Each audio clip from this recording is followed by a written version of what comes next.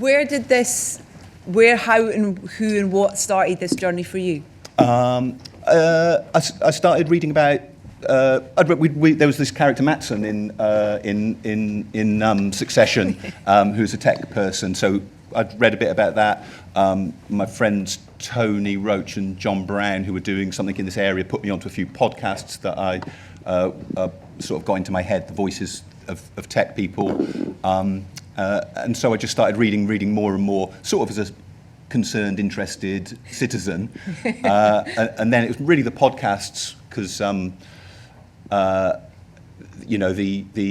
AI large language models have scraped lots and lots of stuff, including probably work of creative people in this room, myself included, and I felt like I wanted to do some scraping back. So I started listening to all these tech people, and the voices got more and more in my head, and eventually I felt like, there's a show in this area, or a film. So that's what sort of wanting to exorcise those voices was what made me pitch it to HBO. Did you have cast in mind whilst writing it? Because just kind of watching kind of those four main characters in that, just the way those actors have really kind of like, eked out and given such nuances to each of those individuals. And I just wondered if you wrote with anyone specifically in mind at all. No, I didn't. Well, I wrote with these amalgams of the real tech people in my head. Steve Carell was the first person who we went to, and I guess as soon as the script was finished, I thought he might be a good fit. I pitched it to HBO, pitched it to that small group of fellow executive producers, and also Mark Mylod, who's here, who's was the director of much of Succession, and I was keen to get his take on whether he thought this could be a film.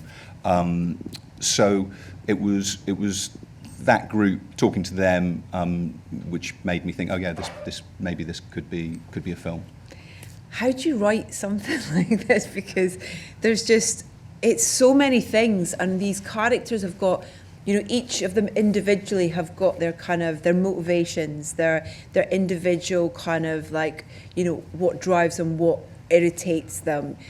Together, and in those different sort of like little partnerships, it also kind of spurs up new things, and there are so many layers to it as well.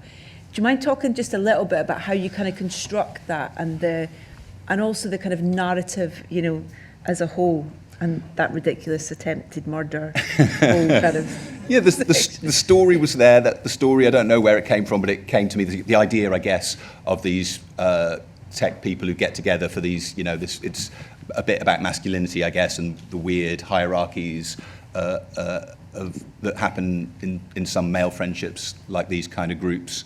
So the story was pretty. It's not a terribly complicated story. I guess you've got the kind of geopolitical stuff, which seemed to be a bit of a Black Mirror extrapolation of stuff that could happen with the tech that's around, and then the personal story, them sort of going a bit power crazed, feels, it was imminent in the stuff that's happening in the world, and then the murder was like came out of thinking they pride themselves on this kind of first principles, no holds barred, zero basing is what Musk tried to do to lots of parts of the federal government. Let's cut everything away and see what remains, what we need, what we absolutely need. And so I like the idea of people following their logic to mad conclusions.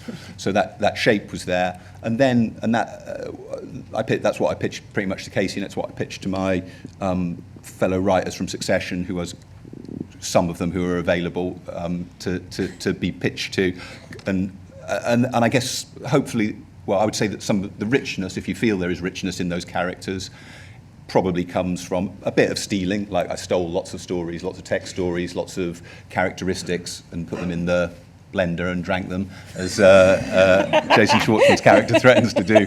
But also we had a condensed period, but spending some time with Lucy, Tony, John, Will. Did I say everyone? Lucy, Tony, John, Will, yeah, and help to enrich those characters. Yeah. It's a great part of the process that I've had on Succession, is being in a room with smart people and talking about motivations and characteristics. Yeah. What was the reality of kind of, because I believe that it was quite a tight time frame and a really quick turnaround in terms of kind of, I guess, getting the green light, you know, finishing it, filming it and delivering it. What was that deliberate in terms of, you felt like the film kind of needed to come out because it feels so relevant, important, and kind of just something that needs to be out in the world in terms of pretty much shining a mirror back on a lot of things that are kind of, you know, unfortunately going on in the world. Yeah, I don't know how much of that is like a trick in like, it feels like we're living in a bit of a tech crisis or moment of where we don't know where things are going to go. Maybe that'll carry on for decades, and that's a sort of space we'll all learn to live in for a long time. But I wanted to be in the same sort of space when I wrote it that I thought an audience might be watching it. So that suggested maybe sort of a 5 or 6 month ideally period between when I was writing it, which was January, and now when it'll be on the TV on this weekend. January this year? Yeah. Bloody hell.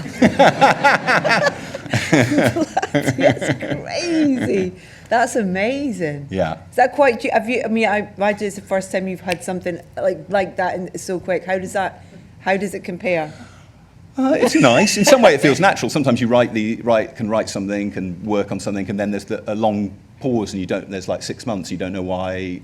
It feels weird that you've made this thing and it hasn't come out. So, sort of unboxing it very freshly for everyone feels really good. A little bit weird, you know. There's things I'm sure me and Mark are watching in there that we hadn't even noticed in the edit at this point. So it's fast. I think what we felt. Me, Mark, and another brilliant editor, Bill Henry, who was on Succession as well. I remember saying late on in the process, like, I think we've gone through, and with Katie Bishop, I think we've gone through all the parts of the process you go through. We've just gone through them at accelerated pace. There was no downtime, but I feel happy with it. It's the comedy as well, like the kind of. It's such a beautiful experience, as I said at the start of that, of just hearing everybody's response to these kind of characters. It's kind of almost like not quite sure of the laughter being based on fear or based as partly based on fear with a lot of these characters. How do you know when something's funny? When you're writing it? Well, yeah, I don't. I think that's just. I'm very. You never really. There's lots of things I don't know, but I guess you just, as a comedy writer for years, you just have to trust. And this, like maybe early in your career, you show it to other people and you look for, and I still look for validation and, you know, the opinions of people who I trust. But you do have to just have a sense of like, oh, I think it might be funny, and go for it. And you know, I would always advise, and there's probably writers and aspirant writers in the room, especially for comedy. I always try and do a read through, and then you get a pretty strong sense. You know, you thought it was funny, but the room's telling you not, and the room is usually right. Well, I think the room kind of told you a lot tonight. What about the casting? I mean, just these. It was funny because I got the chance to chat to Lucy really quickly beforehand, and there's so many things about them individually that are really interesting. I just wondered about going through that process of kind of casting them individually, but it working as a ensemble. Yeah. So Steve Carell was the first one, and really important, given that I think all of them, apart from Rami Youssef, signed up with, there was no script, and it was particularly great that Steve agreed to do it because he is, you know, famous and a big deal, and at a certain point, it felt like it was just basically me claiming it was happening, and Jill Footlick, the very nice fellow executive producer, and her phone. And it felt like if her phone had fallen down a storm drain, there would have been no. What really is this film? It's just a couple of people saying it's going to happen. But once he signed up, it started to feel a bit more like it would happen. You know, we had a very ambitious date in the diary, and we had to find a house, and we had to find a cast. And yeah, there were a lot of people who couldn't do it because they were unavailable, but this group, apart from Steve, all of them did a traditional audition, read for it, and were brilliant. Wow. Yeah, you know, obviously, I think Jason, I knew well his work and was very pleased that he agreed to be it. Rami, I knew from his show. Corey, I didn't know so well. I have seen him. do brilliant work, but in smaller roles. But he was maybe the most exciting person to find, because it felt like if you didn't have that magnetic, crazed sort of Zucky, musky Sam Altman energy. He's like a jock, isn't he? He's like, yeah, and he's also got that he a little bit like maybe Kendall in Succession, right? His desire and his sort of mad zeal in the middle of it gives a power that if you didn't have, the thing might not run. Fuck. Yeah, totally. It's and how much did they, you know, I watched some stuff actually today with them talking about kind of just how sharp the scripts were, and kind of the slight terrifying nature for them of how short the shoot was and how much they had to learn, you know, in terms of these kind of long pieces. But how much freedom were they able to have kind of on, because they're just the natural nature of watching that, of how it feels so conversational and real and authentic is kind of, you know, it's down at the great job of you and your team sort of thing. But how much freedom did they get? They have freedom. I think what you want, and it's something that probably me and Tony in particular, who work together a bit on the thick of it, learn is do this, like get a really good script. Yeah. And actors want a really good script to learn and enjoy and do the stuff, and then freedom, right? Especially, actually, I mean, they're verbally free, and there are a number of jokes in there which they came up with, or sometimes like looks or even little words that really nail jokes. But for me, the most important thing you get from that is the sort of freedom in space, and that they you know, on some a more traditional shoot would have marks on the floor that people had to hit so that you could do repeat the same camera angles and you'd be safe in the edit. We always have 2 cameras, which are, you know, learned on Succession, and a lot from watching Mark Mylod, means that you can do things a little bit differently each take, and you'll still be able to put it together in the edit because you have those 2 different points of view on it. So having that spatial freedom in the room is really, really important. And was that a real house that you actually shot in? Yeah, I'm not a good enough director to be able to cheat things like that and build a set here and do a room there. No, that's a real horrible house in Utah. Yeah, with a great view, but I mean, a great view. Yeah, I think the shoot was the whole thing was so condensed that I did something that no proper director would ever do, which is that I okayed the location without having seen it. I went on a recce, you know, reconnaissance visit where you go and look at the places, and we'd seen a bunch, and we could have done it. I would have done it in some of them. They wouldn't have been as good, and I had to come home, so I was just desperate to finish writing the script. And so I would look at on Zoom with Stephen Carter, our production designer, and Marcel, the director of photography, and Marcel showed me this house, and he said, I feel very, very depressed. He's Danish, and I think the ecological aspect, the seeing all the machinery running day and night, keeping it at the same temperature, it gave him a physical depressive reaction, which is something I hope to be able to give to you.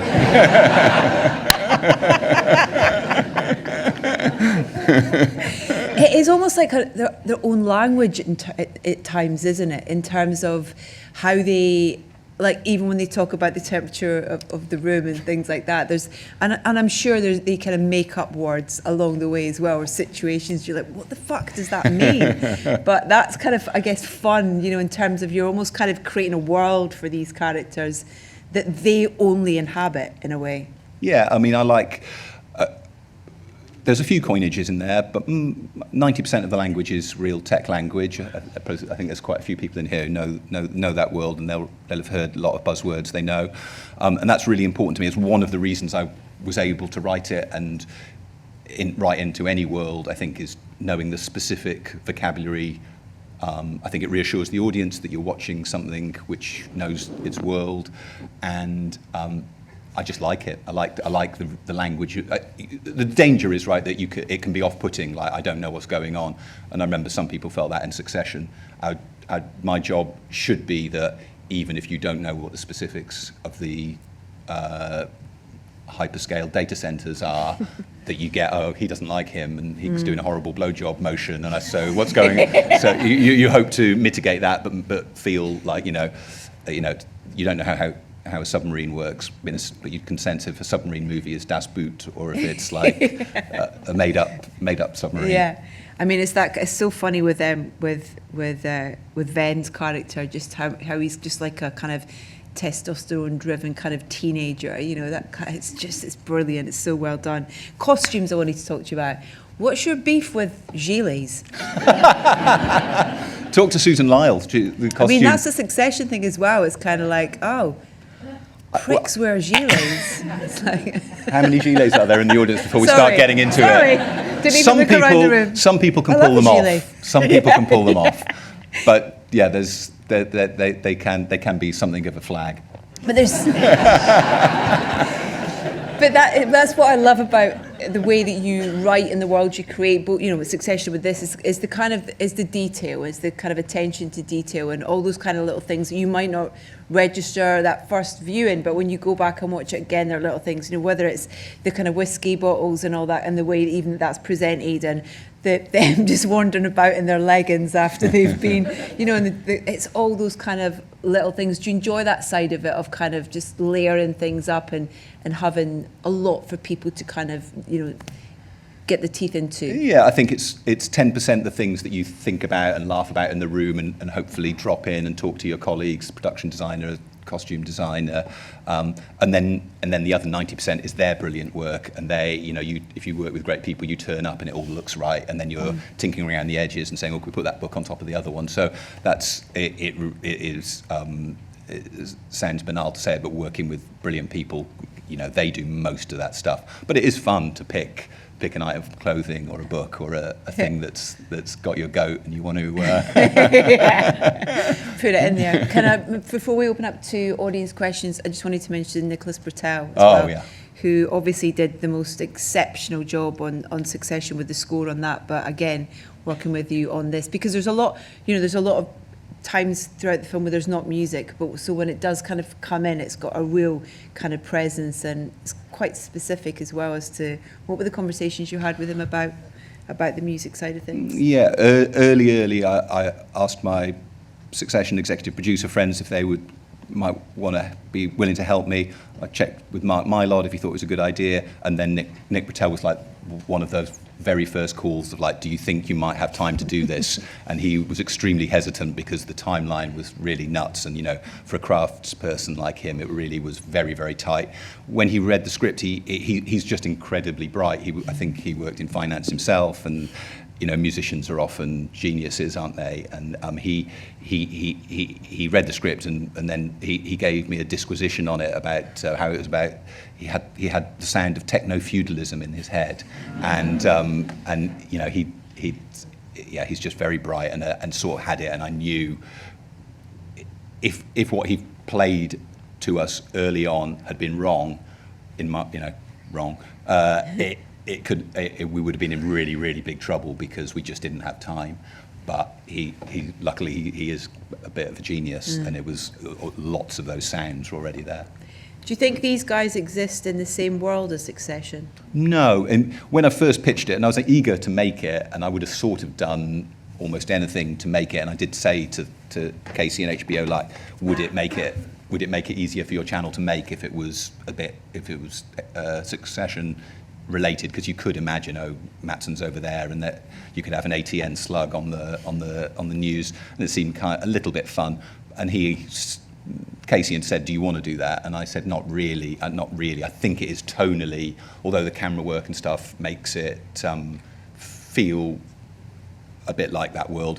Obviously, the events in it, they feel it feels different to me. It's I hope people like it. I like it a lot. It's like a play. I think it's it's got not.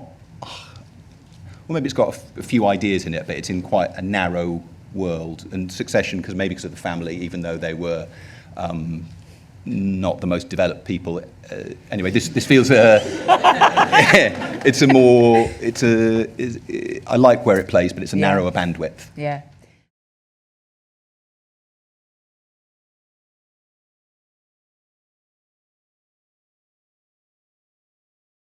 Yeah, I mean, there's lots of things about this world that I can only read about, but male friendship dynamics, and seeing numbers, hierarchies upset, talking about which motorway you drove to rather than asking someone how they're doing. There's there's some things that are quite universal in there about males, but and I've written quite a lot of quite limited men in my career, and these are super limited, as they would say. So there's some stuff that is sort of in there that's available for a man to write about noticing stuff that isn't always great about how we can interrelate, and then there's a bunch of stuff which is very particular to them, and that brutal knowledge of financial worth, and that being so much a part of your interrelationship. That's well, I guess some groups of friends have it, but that's absolutely essential to them. I love how you've got, the few moments we have kind of female characters on screen, and they don't even need to say anything. Their facial expressions aimed at the situation or these men speaks volumes. Even in that first scene in the car, it's just it's so clever in terms of the way it's written, but also the way it's performed by these. Yeah, I mean, the tech world is unbelievably male-dominated, very, very white.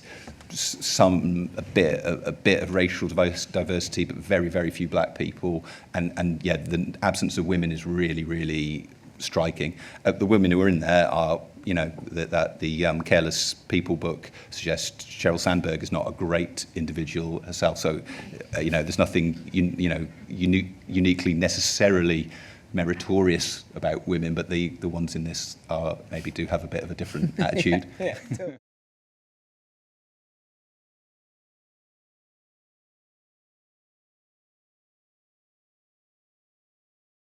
It's a really good question. Satire and parody. Yeah, I guess I think you could, there's lots of different, satire, I think for a while I felt like it had a bit of a bad name. It felt rather thin and sort of associated with the kind of comedy that was maybe a little bit on the nose, or it was the intentions or feelings of the creator were too direct. But I think at its best, that for me that's the difference.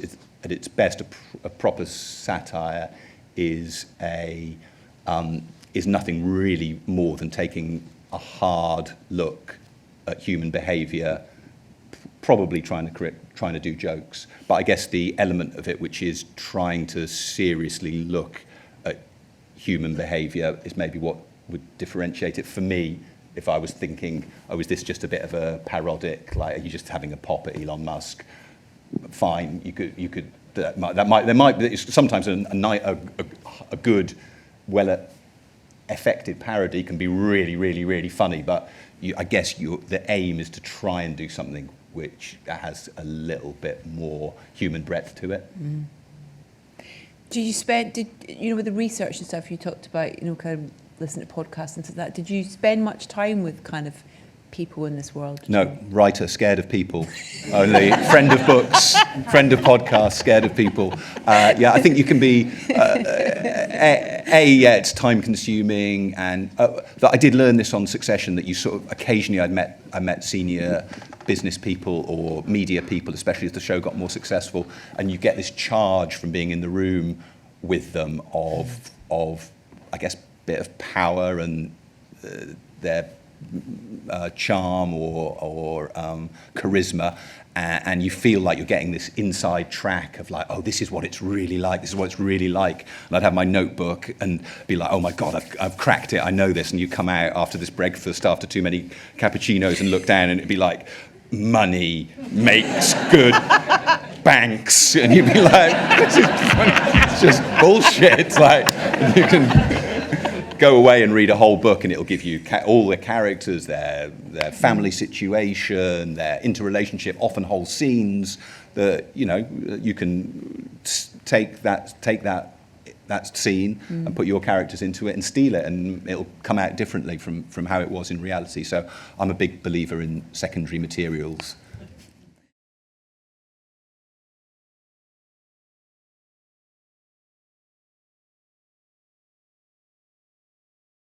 I think I thought up, and probably with my colleagues, but I thought up. You need a lot because you need to clear them, which means you send them to a lawyer who says, "Oh, this is a bit like something else," and they'll sue you. And so I think tram existed, and so we put in that second A to make it tram, a bit like Chris Morris's Jam. So yeah.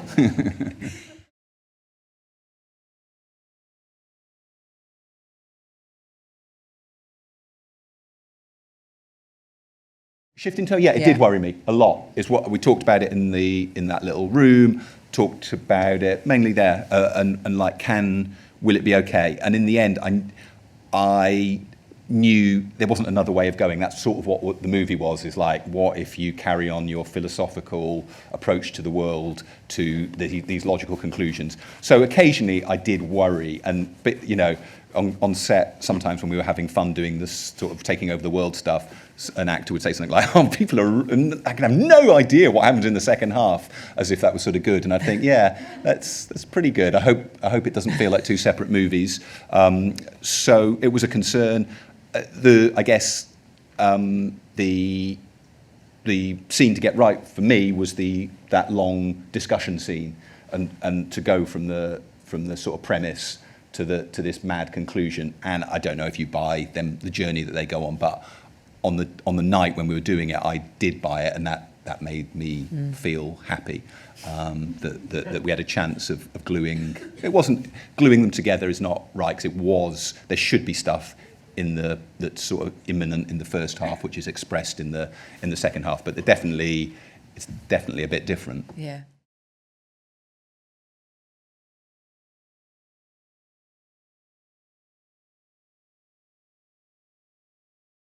Yeah, there was. I always knew that they were going to do that sort of shape, and that was pretty unshakable. Quite near the end, in the room, we discussed it, and then when I had the script, I tried. No, I don't think I've ever tried writing it, but it was heavily under consideration, and there was a bit of me that was like, oh, maybe this is where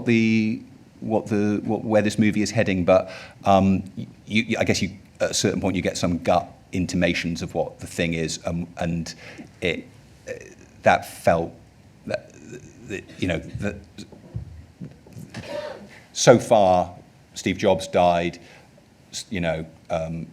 of an illness, but death is quite remote from this tech world at the moment. The age of the men in it, they have this obsession with not dying, and I felt like this could almost happen, but I didn't buy that they would ever actually do it. So although when I was searching for that end, it felt like sometimes it might be the right end, that it wasn't for me. Yeah. And it was about the fact that there's always another set of negotiations to be had, and as Jeff sees that they sort of relish the next time they're going to try and push each other off the board, whether that's OpenAI or PayPal or wherever else.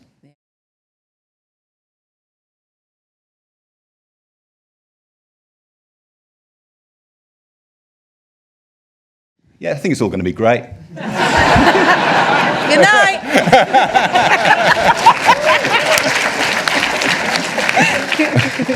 Yeah, I don't have it. I've done a bit of press over the last few days, and journalists, especially journalists, often ask somewhat anxiously, like, what's going to happen? Tell us, Jesse. I've read a lot, but none of it. I think, there's only the people at the cutting edge of the technology themselves are anxious about there was a period, wasn't there, about 12, 18 months ago when they themselves were asking for guardrails and for regulation. That moment seems to have gone.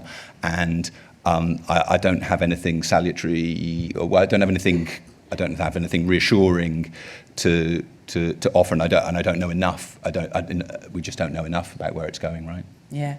Well, I mean, it's just watching that tonight, and the idea of being in a writer's room, and working with people, and the collaboration that produces stuff like this. It's like you can't recreate that, as much as they're trying at the minute, you can't recreate that kind of thing. I can highly recommend watching it at least another time, which was for me tonight. You can from the 1st of June, which is great. It's going to be available for you guys to watch again. Thank you for being here this evening. Jessie, thank you so much. Thank you for your great questions. Jessie Armstrong.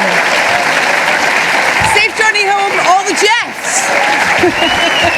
Thank you.